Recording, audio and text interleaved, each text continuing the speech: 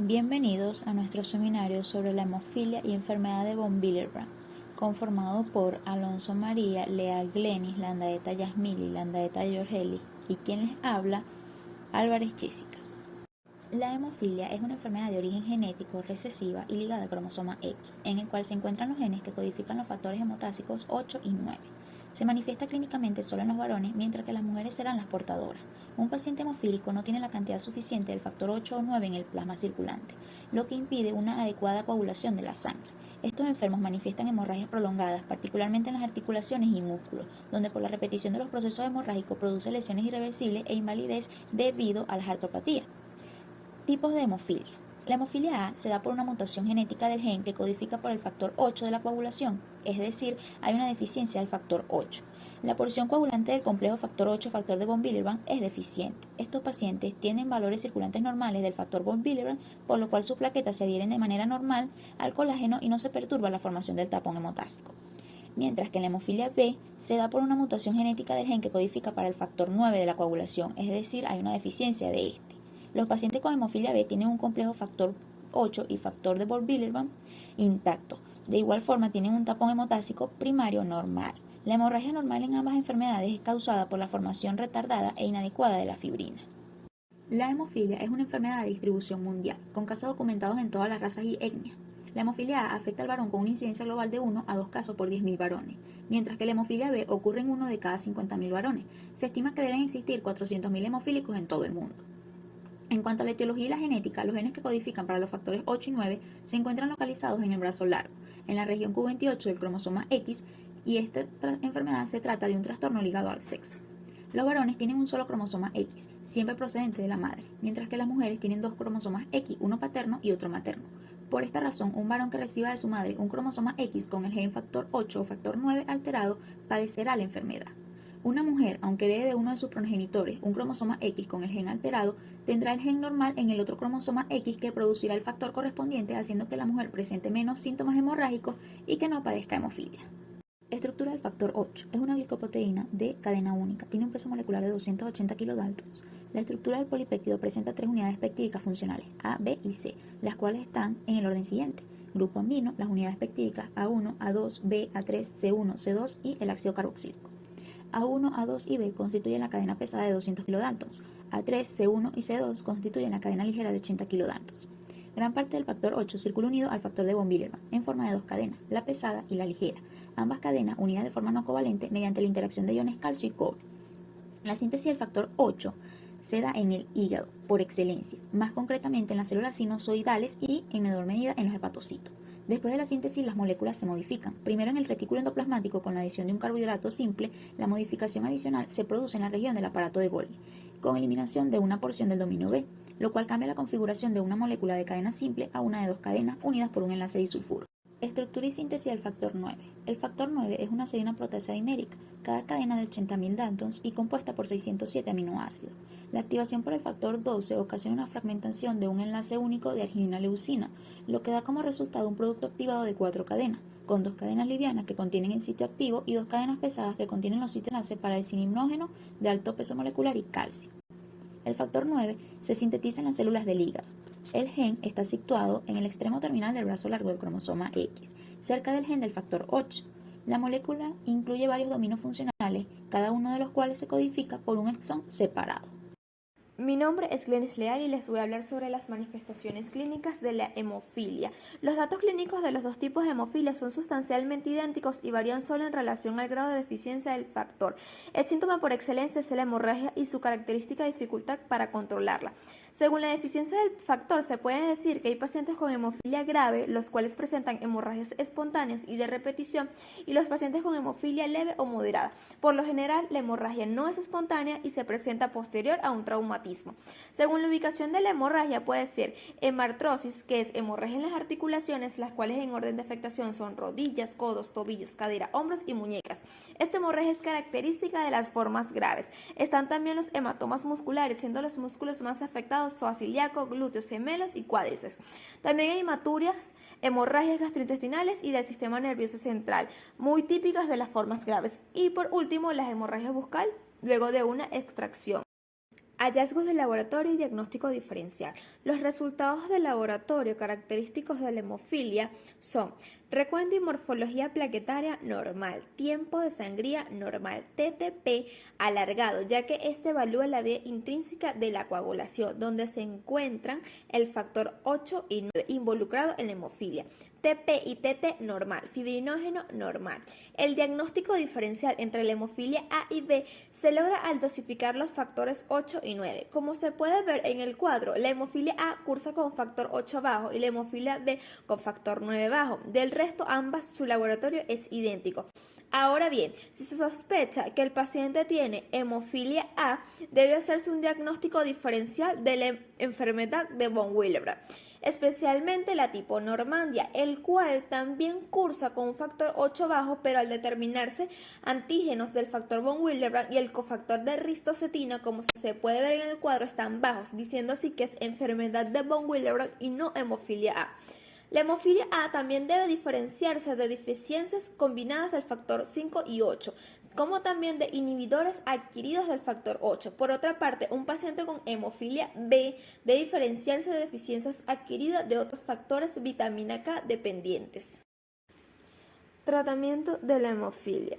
En el tratamiento de la hemofilia deben tenerse en cuenta previamente 5 circunstancias. La primera es el tipo de hemofilia, ya que el factor a reponer depende si se trata de una hemofilia A o B. 2. Vida media del factor administrado. 3. Gravedad de la hemofilia, ya que de esto depende la cantidad de factor a agregar. 4. Efecto esperado y 5 procoagulantes. La terapia propiamente dicha consta de 3 alternativas, tales como terapia sustitutiva, terapia farmacológica y terapia futuro. La terapia sustitutiva se basa en la administración de concentrados del factor deficiente, o sea, factor 8 si es hemofilia A y factor 9 si es hemofilia B. Los concentrados comerciales preparados con plasma humano reciben tratamiento para inactivar virus como el VIH y la hepatitis B y C. Los virus de la hepatitis A y parvovirus no se inactivan con el tratamiento, por lo que se puede transmitir. En el caso de la terapia farmacológica se emplea desmopresina y antifibrinolíticos. La desmopresina es un tratamiento para la hemofilia A, leve o moderada, ya que actúa en un receptor endotelial provocando la liberación del factor 8. Los antifibrinolíticos son útiles como tratamiento adyuvante en hemorragias de mucosas y particularmente en extracciones dentales.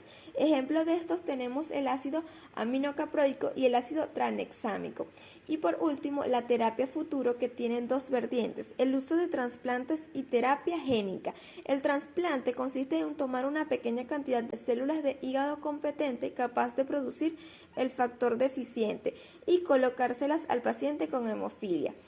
Por otra parte, la terapia génica consiste en la inserción de genes normales en las células competentes defectuosas mediante vectores retrovirales especialmente realizados para ello. Se consigue insertar un gen normal codificador de la proteína del factor 8 o 9. Un cordial saludo, soy Yorgelis Landaeta y vamos a continuar con la siguiente patología, que es la enfermedad de von Willebrand. Esta se define como un conjunto heterogéneo de diversas enfermedades o alteraciones hemorrágicas de orden genético, heredadas de acuerdo a un patrón autosómico dominante, pero también puede heredarse de forma autosómica recesiva. Existe también heterogeneidad en sus manifestaciones clínicas de laboratorio y en los mecanismos patogénicos. Lo que es común en todas las diferentes formas de esta enfermedad es que representan una alteración genética transmitida de forma autosómica y que implican una alteración de la estructura, función o concentración del factor de von Willebrand. Incidencia. Esta es la enfermedad hemorrágica hereditaria más frecuente en la población, pero la prevalencia es conocida solo en pocos países. Afecta a hombres y mujeres por igual y aproximadamente 125 individuos por millón presentan esta enfermedad en forma sintomática. Rogueiro reportó 8.2 casos por 1.000 habitantes y la prevalencia del tipo 3, que es la más severa, es de 0.3 a 5 por millón de habitantes. Además, se pueden encontrar defectos sintomáticos en la función de este factor en el 1% de la población normal. Durante mucho tiempo se pensó que la incidencia era más alta en países escandinavos. Sin embargo, recientemente Jiménez y Cole reportaron una incidencia del 1.1% en casos en Costa Rica. En México, Ambris y Cole informaron 60 casos en 24 familias con diagnóstico de enfermedad de von Willebrand, pero la incidencia real aún se desconoce. Etiología genética y estructura. Esta enfermedad es causada por la deficiencia o anormalidad del factor de von Willebrand. El gen que codifica este factor se localiza en el cromosoma 2 y posee 52 axones. El producto primario del gen del factor está formado por 2.813 aminoácidos, entre los cuales hay una péptida señal de 22 aminoácidos, un propéptido de 741 aminoácidos, una molécula madura del factor de 2.050 aminoácidos. El peso molecular del factor maduro es de 270 kilodaltons y la unidad madura del factor presenta 12 N-glicosilaciones, 10 O-glicosilaciones que representan aproximadamente el 19% de su peso molecular. Síntesis del factor de von Willebrand. Esta es una glicoproteína plasmática que se sintetiza en las células endoteliales y en los megacariocitos. Se ha calculado que el 75-85% del factor circulante se deriva del endotelio, mientras que el otro 15-25% reside en las plaquetas. La síntesis está controlada por un gen situado en el cromosoma 12 en la banda 21 y el ARN mensajero de 8.3 kilobases codifica para una proteína de alrededor de 2.813 aminoácidos llamada preprofactor BW. El producto inicial de la traducción es un gran polipéptido precursor de 300 a 350.000 daltons, que pierde una fracción llamada péptido de señal de 22 aminoácidos, que ha sido llamado de esta manera porque su pérdida es la señal que inicia el proceso de formación de los multímeros de factor. Después de esta pérdida, el propolipéptido de 2.791 aminoácidos forma dímeros a través de la formación de puentes disulfuros en las porciones carboxiterminales.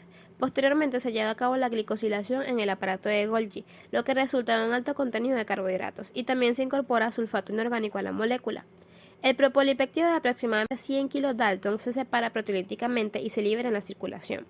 Por la formación de puentes disulfuros en las porciones aminoterminales de los dímeros se forman series de multímeros de diferentes tamaños, que van desde una sola unidad fundamental de 225.000 daltons y 2.051 aminoácidos, a lo que se conoce como subunidad madura, hasta estructuras de 12 por 10 a la 6 daltons.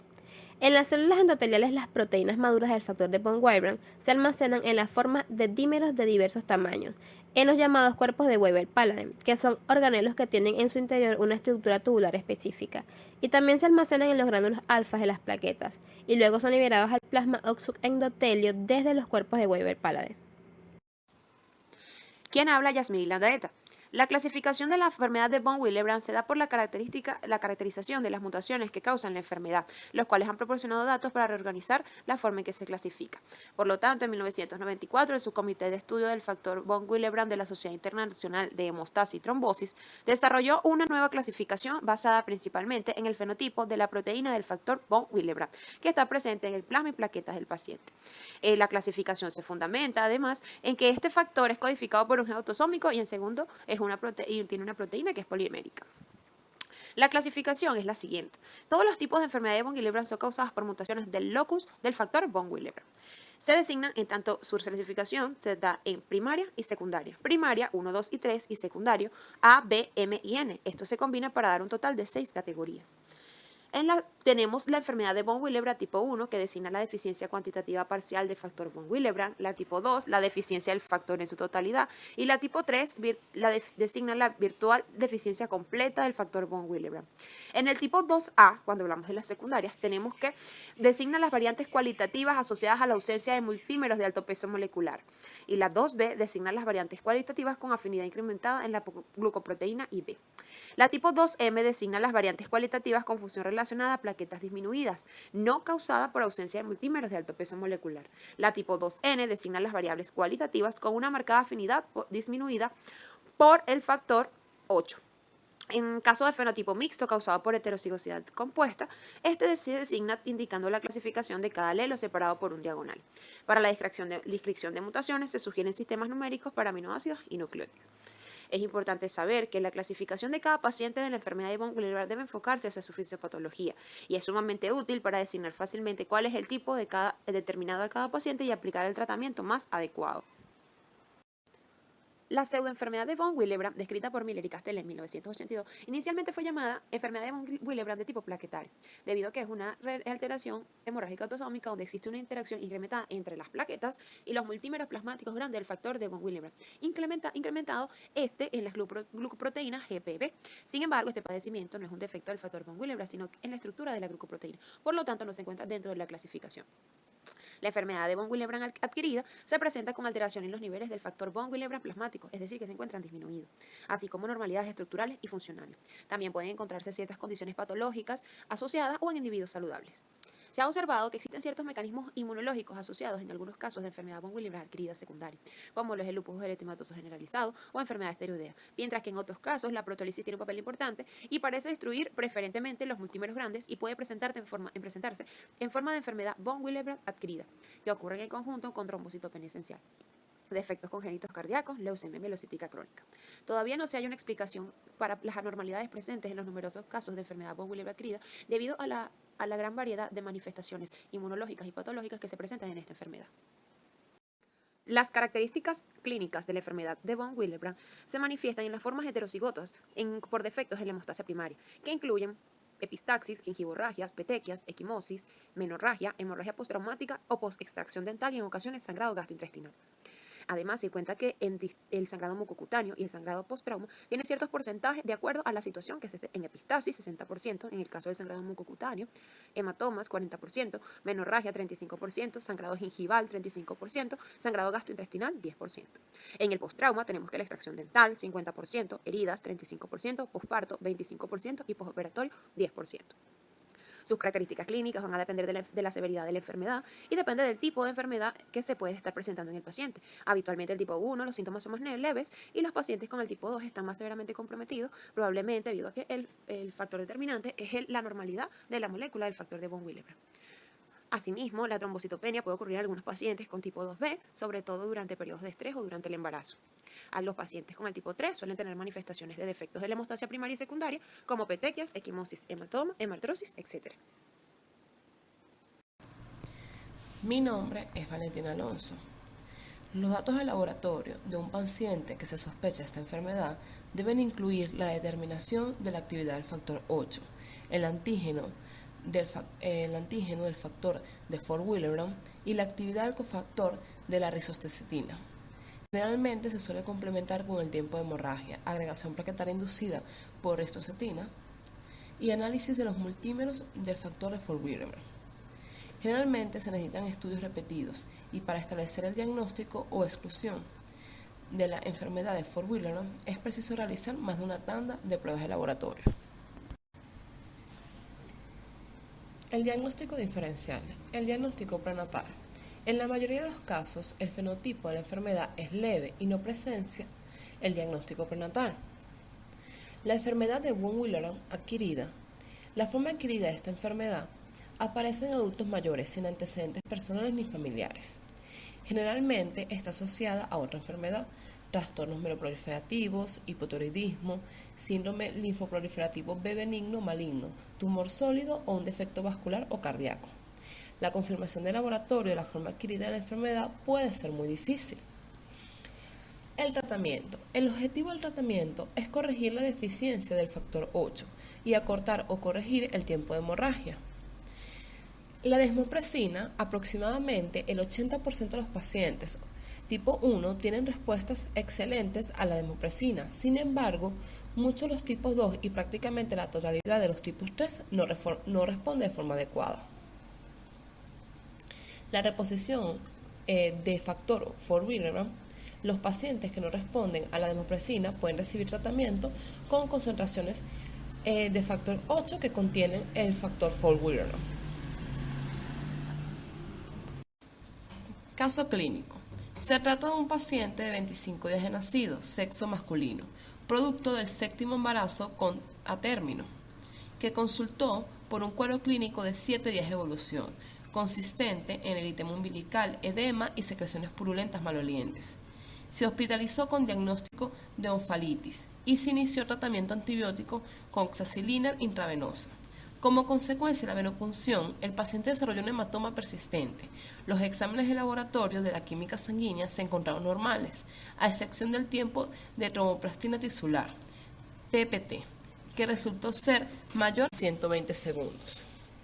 El análisis de los resultados del laboratorio en este periodo revelaron una anemia de tipo normocítica, prolongación en el TPT 69.2 segundos, rango normal de 30 a 40 segundos, y solo una disminución del factor 8 de la coagulación. 1%, rango normal de 50 a 150%, confirmándose de esta forma el diagnóstico de hemofilia A. Se suspendió la antibioterapia, se inició tratamiento con factor 8 recombinante y se transfundió con glóbulos rojos empaquetados para mejorar los niveles de hemoglobina. El paciente presentó una significativa mejoría de cuadro clínico con resolución del hematoma. Se le ordenó alta médica y siguiendo por el servicio de hemato-oncología pediátrica.